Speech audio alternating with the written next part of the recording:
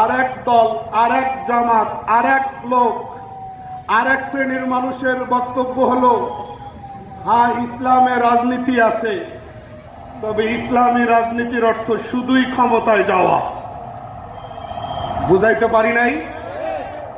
কেউ বা বলে ইসলামে রাজনীতি আছে, তবে ইসলামী রাজনীতির ব্যাখ্যা একটাই, ক্ষমতায় যাও, রাষ্ট্র পরিচালনায় যাও, নামাজ, রোজা, হজ, যাকাত, পর্দা ইত্যাদির বিধান এগুলি গৌণ, এগুলি না হলেও চলবে, ঢিলে ঢালা শৈথিল্য ভাব চলবে।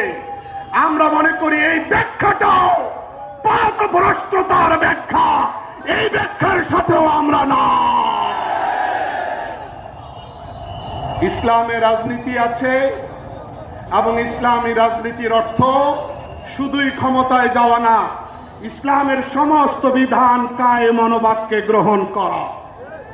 এই মতাদর্শ এবং কনসেপ্ট, এই আইডিওলজিকে ধারণ করে জমিয়ত উলামা ইসলাম সূচনাকাল থেকে আজও পর্যন্ত রাজনীতি করছে।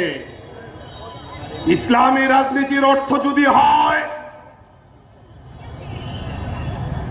নামাজ ঢিলঢাল হইলেও চলবে, ইসলামী রাজনীতির অর্থ যদি হয় পর্দার বিধান ঢিলে ঢালা ভাবে পালন করলেও চলবে, ইসলামী রাজনীতির অর্থ যদি হয় বাংলাদেশে জাতিসংঘের মানবাধিকার কার্যালয় অফিস খোলা হবে, আমাদের স্বাধীনতা সার্বভৌমত্ব নিয়ে ছিনিমিনি খেলা হবে, এদেশে পশ্চিমা মডেলের মানবাধিকার প্রতিষ্ঠা করার নীল নকশা করা হবে, প্রতিবাদ করা যাবে না। এই ইসলামী রাজনীতি আমরা করি না, আমরা করি না। সাথী ও বন্ধুগণ,